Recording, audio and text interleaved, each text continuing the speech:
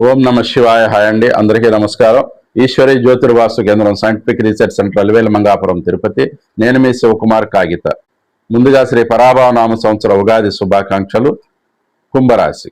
ఈ కుంభరాశి వారికి ఆదాయం 2, వ్యయం 8, రాజ్యపూజ్యం 4, అవమానం 2.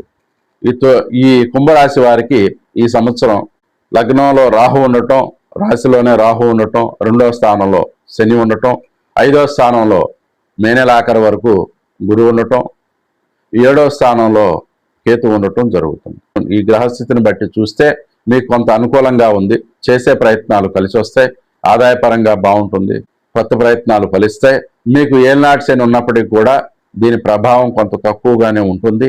ఏలినాటి శని ఆఖరిలో ఉంది కాబట్టి ఈ సంవత్సరం అయిపోతే వచ్చే సంవత్సరం కాస్త ఉగాది నుంచి మరింత సత్ఫలితాలు కలిగే అవకాశం ఉంది.